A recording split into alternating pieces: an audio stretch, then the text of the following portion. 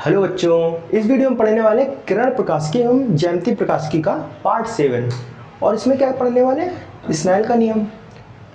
और स्नेल का नियम को ही प्रकाश का आवर्तन का नियम कहते हैं। ठीक है, प्रकाश का आवर्तन क्या, इससे पहले इसके जो बेसिक कॉन्सेप्ट होते हैं उनको पढ़ लेते हैं। इसमें माध्यम आता है। ठीक है, माध्यम कैसा होता है, क्या होता है, इसके बारे में पढ़ते हैं पहले। ठीक है, देखेंगे माध्यम। माध्यम क्या है? जो माध्यम होता है, जैसे हम अभी एयर में है, ठीक है, और पानी में चले जाएं, एयर से अगर पानी में जाए तो जो एयर है एक माध्यम है जिसमें हम हैं, और अगर पानी में हम चले जाएं तो वो अलग माध्यम हो जाएगा, वो दूसरा माध्यम। और जो माध्यम होते हैं इनको दो पार्ट में डिवाइड किया गया है। एक पार्ट क्या है? एक पार्ट है विरल माध्यम और सेकेंड पार्ट है सघन माध्यम। देखो, देखते हैं क्या है। पहला नंबर है क्या? विरल माध्यम। विरल माध्यम और सेकेंड नंबर है सघन माध्यम। ठीक है, अब देखो विरल माध्यम क्या होता है।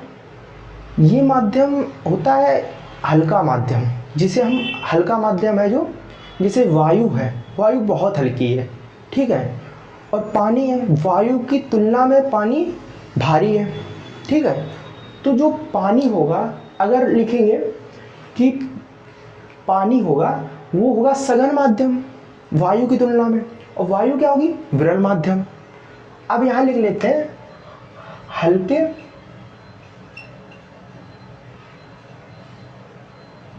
माध्यम को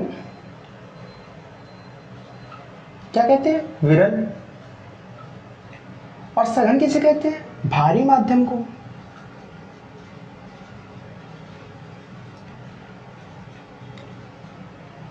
सघन कहते हैं। अब देखो हल्का और भारी कैसे पता चलेगा?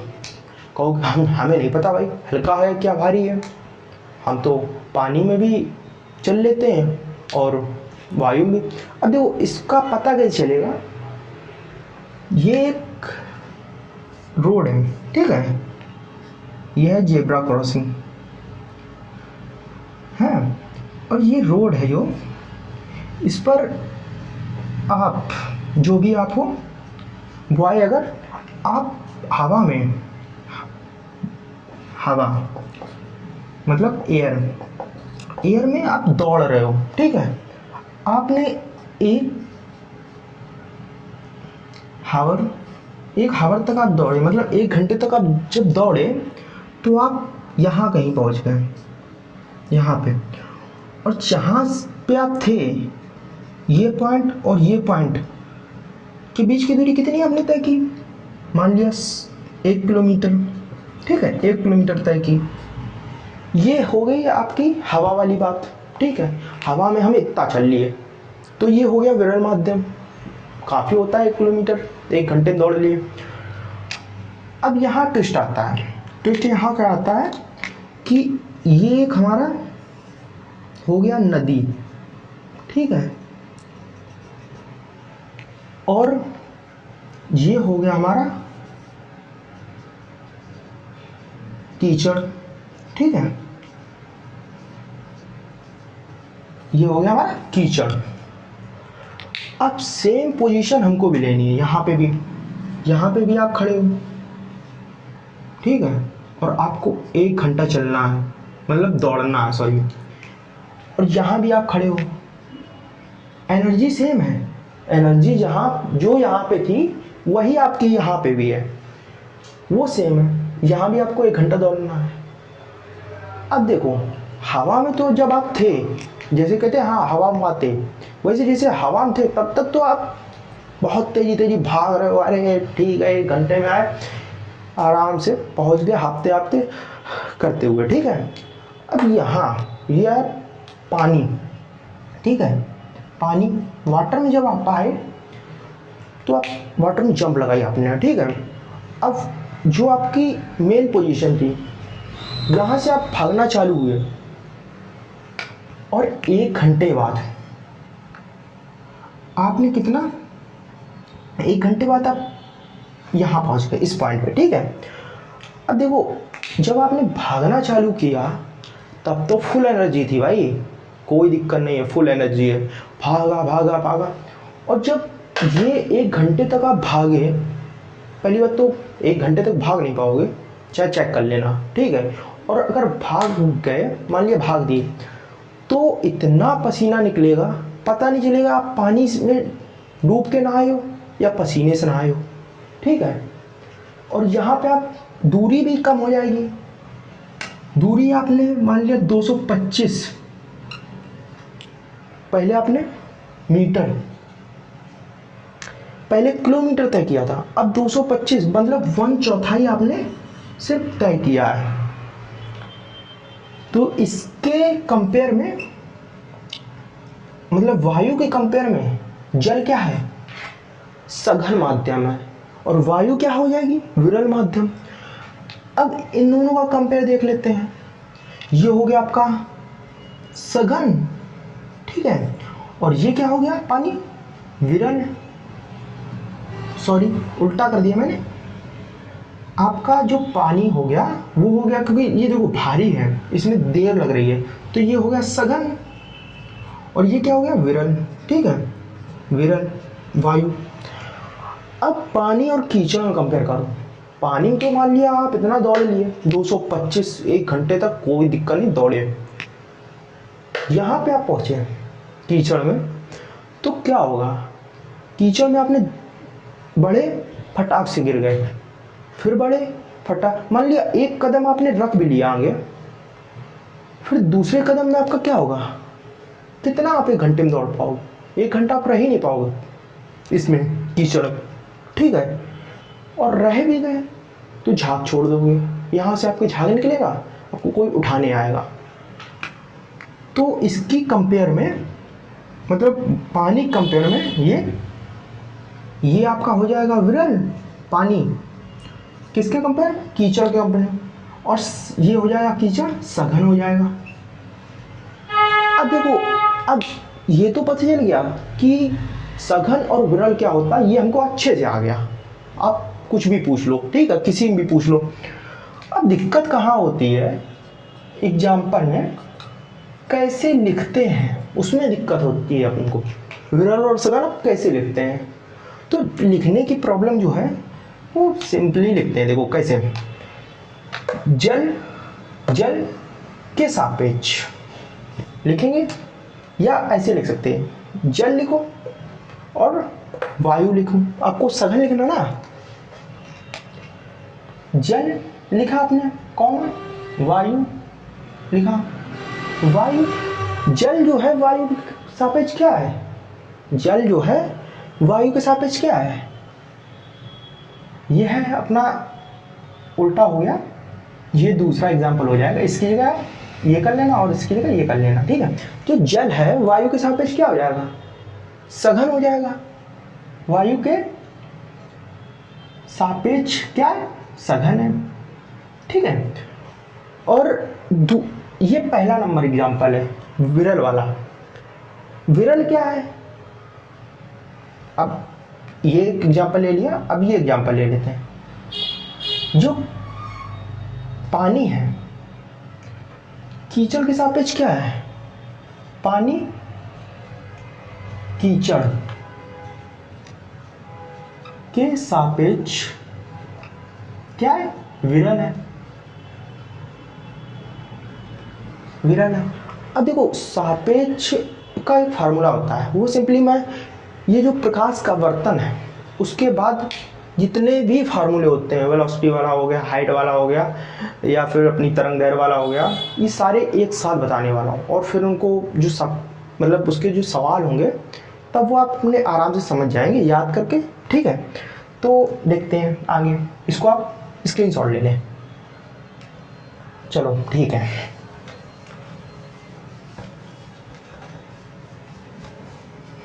अब आपको क्या पढ़ना है, प्रकाश का अपवर्तन।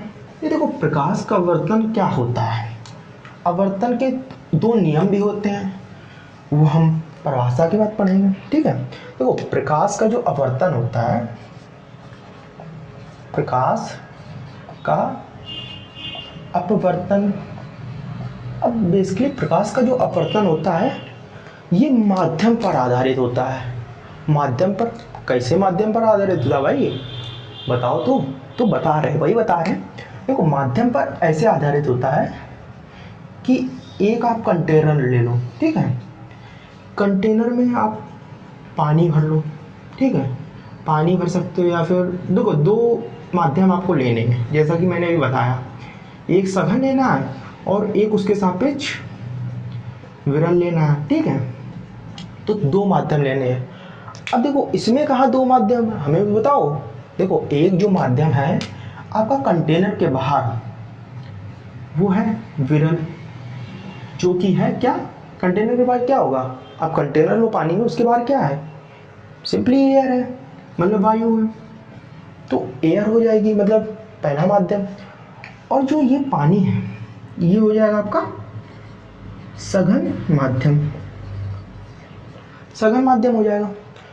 और ये जो पॉइंट है यहाँ से आपका पानी चालू हुआ, मतलब यहाँ से आपका माध्यम चेंज हो गया, इसके परपेंडिकुलर में एक आप लंबवत रेखा खींच लो, ठीक है, जिससे आपको अच्छे समझ में आएगा। अब देखो एक रे, मतलब आप एग्जांपल में आपके पास कोई लेज़र लाइट, आप लेज़र लाइट लो, मेरे पास अभी है नहीं, बाद में लाऊंगा तब बताऊंगा, ठीक है। लेज़र लाइट आप लो, जब लेज़र लाइट को आप डालोगे इस पे, और ये असल में आप लाइन खींच नहीं सकते हो, आपको लेज़र लाइट डायरेक्ट पानी में डालनी होगी। और ये इमेजिन करना, मान लिया देखो जब इंसिडेंट रे होती है, आपतित किरण, इसको क्या कहते हैं, आपतित किरण, ठीक है। जो आपतित किरण होती है आपकी, वो आई एंगल पे होती है, आई कोण पर, और जो परावर्तित किरण होती है वो बेसिकली आर एंगल पर हो।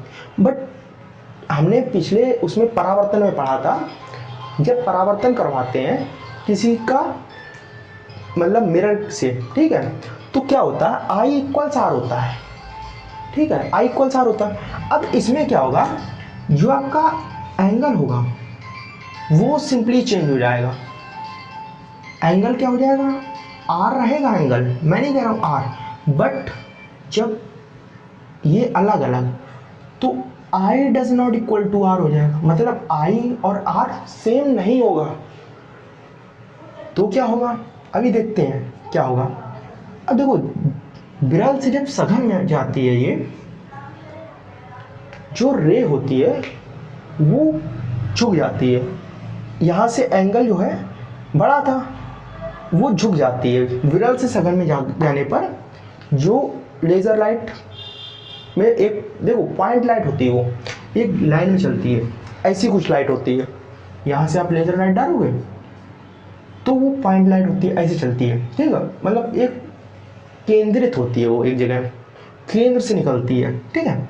तो जब विरल से सघन में जाती है, ये अपना एंगल कम कर देती है। अब देखो एंगल कैसे कम, मैंने अभी पिछले में सघन और विरल पढ़ाया था, उसमें बताया था मैंने, जब आप हवा में चलते हो, ठीक है, हवा में बहुत तेज चाल होती है आपकी, और हवा में से आप पानी में चलने लगो तो चाल कम होगी ना। ऐसे ही सेम इसके साथ होता है, क्या होता है, हवा से जब ये आती है, हवा से आती है और जब पानी में एंटर करती है, तो इसकी जो वेलोसिटी होती है, वेलोसिटी भी घट जाती है और तरंग दैर्घ्य भी घट जाती है।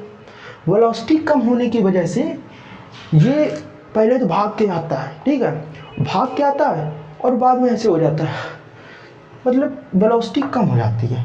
तो पहले तो आप ऐसे चलने लगे, बाद में ऐसे हो गए, ऐसे चलने लगे, मतलब झुक के चलने लगे। तो ऐसा इसके साथ होता है कि पहले तेज चलता है और बाद में ये आराम, इस जो सघन माध्यम आने की वजह से ये हल्का सा झुक जाता है, बस इतना होता है, ठीक है। अब देखो और इसमें सेकेंड क्या होता है,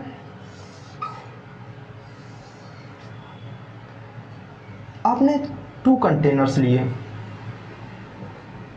ठीक है, और ऊपर, चलो उल्टा करते हैं, उल्टा कर दिया, ठीक है। अब उल्टा क्या कर दिया हमने, इसी में कर देते हैं। जब चलो यार, इधर पे पानी बना लिया, ये पानी बना लिया, ठीक है। और ये आपकी क्या है, वायु है, वायु।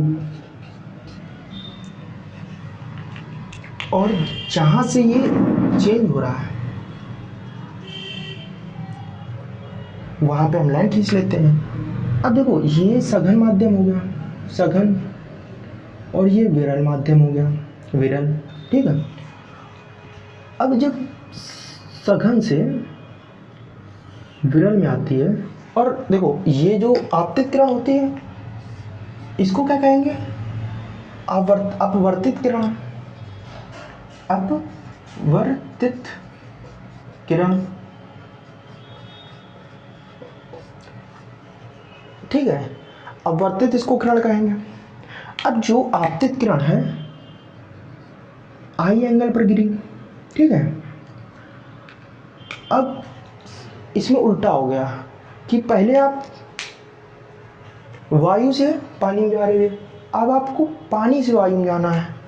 ये आपका हो गया पानी, ये सघन और ये विरल। अब जब पानी से वायु में जाओगे आप तो क्या होगा, पहले तो ऐसे चल रहे थे धीरे धीरे, फिर बाद में गए, जैसे ही आज़ाद हुए वायु में तेज तेज दौड़ने लगे, एनर्जी आ गई, ठीक है।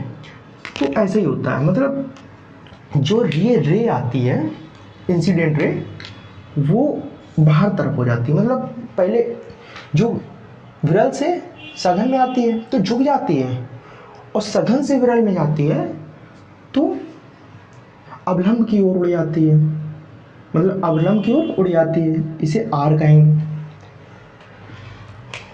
अब इसकी देखो परिभाषा देख लेते हैं। प्रकाश का अपवर्तन क्या है। प्रकाश का अपवर्तन सिंपली ये है, जब प्रकाश किरण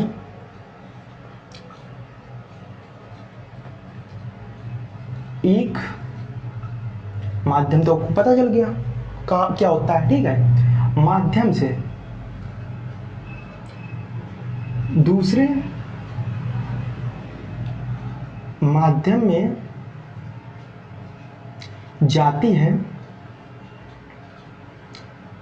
तो क्या होता है, एक माध्यम से दूसरे माध्यम गई तो जिसका इसका मार्ग था ये कुछ ऐसा जाता है मार्ग, बट ये ऐसा ना जाने की वजह से ये ऐसा चला गया है, ठीक है।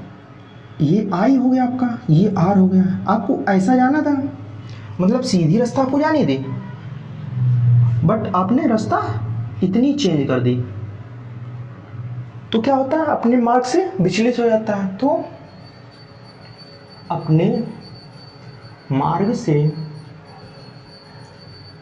क्या हो जाता है, विचलित हो जाता है, जाता है। और इसे ही कहते हैं प्रकाश का अपवर्तन, और इसे ही कहते हैं न्यूटन का नियम। न्यूटन चचा ये नियम दे गए थे। अब देखो न्यूटन चचा ने दो नियम इसके संबंध में दिए थे, ठीक है। दो नियम देख लेंगे, क्या क्या नियम थे। अपवर्तन के नियम, देखो अपवर्तन के कितने नियम हैं अभी मैंने बताया। अपवर्तन के सिंपली दो नियम है। दो नियम में पहला क्या नियम है और दूसरा क्या नियम है, ये देखेंगे। आप लिख लेना अपवर्तन के दो नियम है, मैंने डायरेक्ट लिख दिया पहला दूसरा। अब देखो परावर्तन में हमने क्या किया था, ये किरण आपतित है और ये किरण उसमें परावर्तित थी, बट ये आपतन का नियम है तो अपवर्तित हो जाएगी। लिखेंगे डायरेक्ट,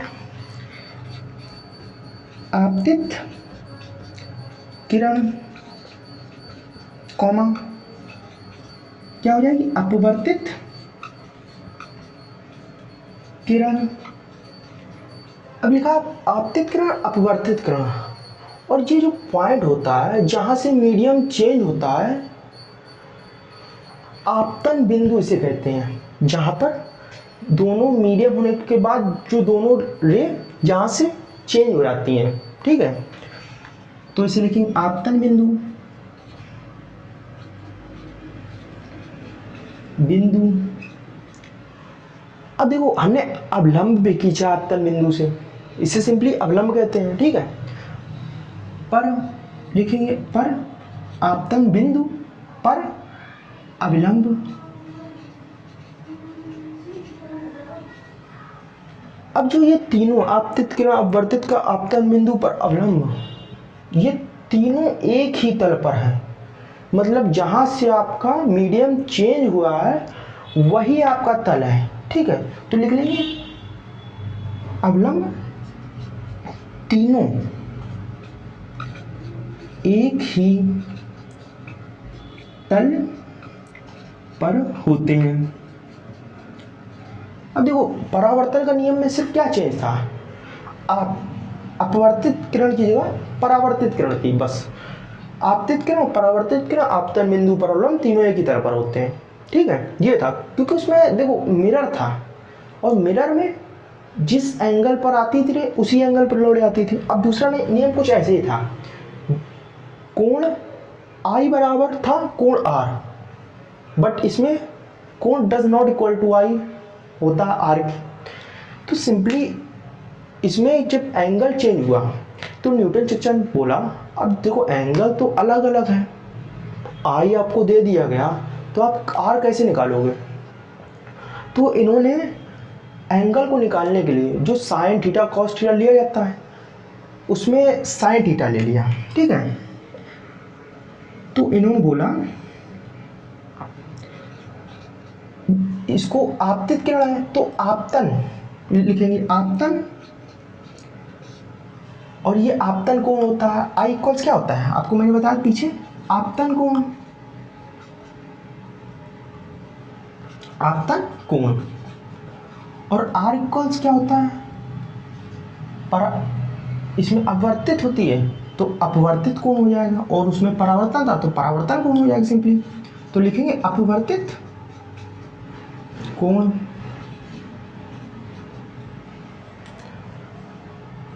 अपवर्तन लिख दो क्योंकि ये अपवर्तन है ना, अपवर्तन कोण, ये अच्छा लग रहा है लिखने में, ठीक है। वो भी लिखोगे तो भी ठीक है। तो देखो आपतित, आपतन कोण और साइन लिया था तो आपतन कोण क्या है आई, तो लिख देंगे साइन आई, साइन आई कॉमा आपतन कोण की देखो जिया भी लिख दो, कोण की जिया।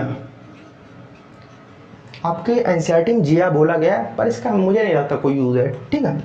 जिया, आपतन कोण की जिया, अपवर्तन कोण की जिया, अपवर्तन कोण की जिया।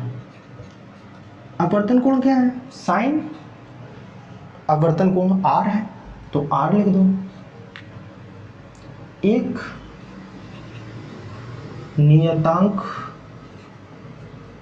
नियतांक होता है,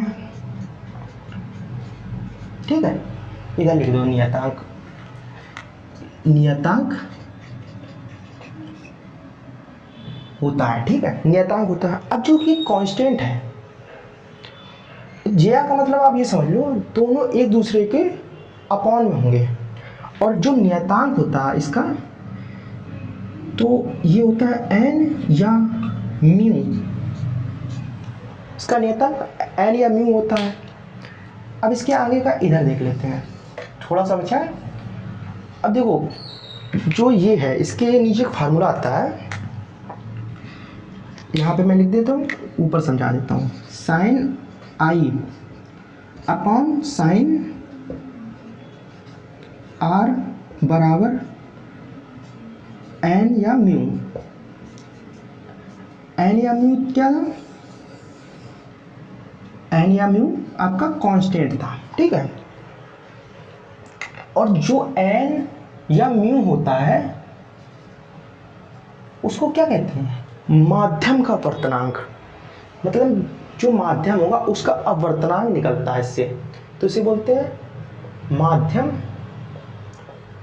का अपवर्तनांक, ठीक है, इसे बोलते हैं माध्यम का अपवर्तनांक एन या म्यू को। ये आपको आ गया होगा समझ में। अब इसके आगे इंपॉर्टेंट फार्मूले कुछ देख लेते हैं।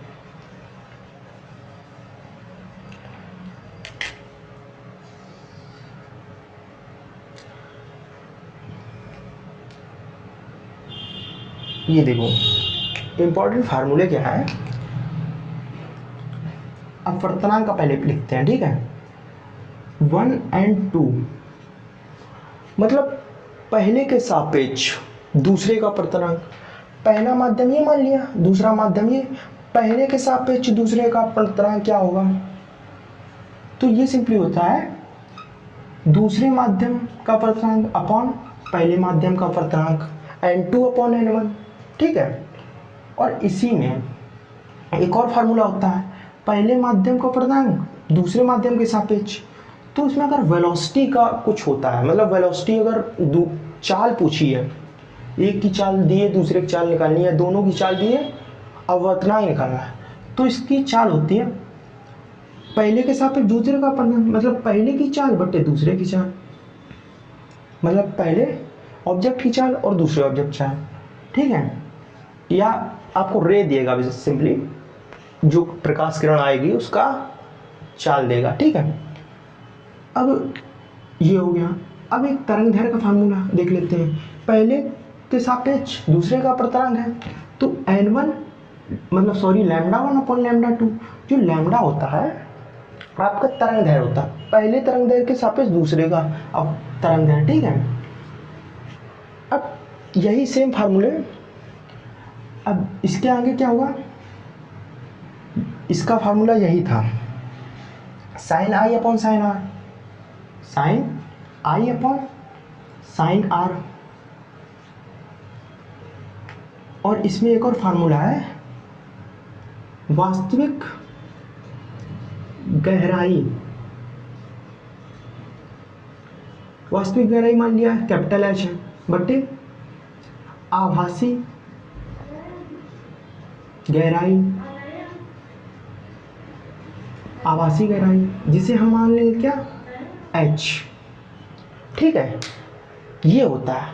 अब इसके आगे हम जो ये n1 अपॉन n2 दिया है, इसकी हम एक प्रूविंग करेंगे इसके नेक्स्ट लेक्चर में।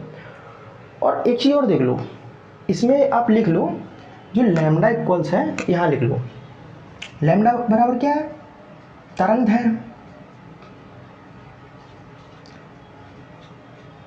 और आपका क्या है n1 तो आपको पता है माध्यम का अपवर्तनांक है, ये लिखा है, या इसकी जगह 1 म्यू 2 हो जाएगा इसकी जगह, ठीक है।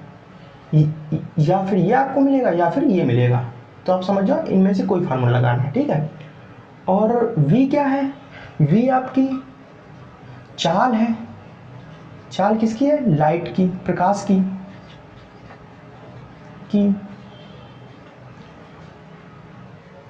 और देखो जब एक माध्यम से मतलब विरल माध्यम से सघन माध्यम में आएगा, तो अगर सघन किसी की चाल ना दी गई हो और v2 आपसे पूछ लिया जाए, विरल से सघन में आ रहा v2 पूछ लिया जाए, तो v2 आपका एयर होगा, ठीक है। और एयर की चाल कितनी होती है, एयर और वैक्यूम की चाल 3 × 10⁸ मीटर पर सेकेंड होती है।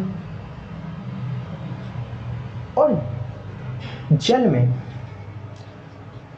में जो लाइट है, जल में प्रकाश की चाल कितनी होती है, जल में किसकी चाल, प्रकाश की चाल कितनी होती है, 2.25 × 10⁸ मीटर पर सेकेंड होती है। सिंपली ये होता है। और ऊंचाई तो मैंने बता दी, साइन थीटा आई और आर की जगह आपका 45 डिग्री या फिर कोई 30 डिग्री कुछ भी आ जाएगा।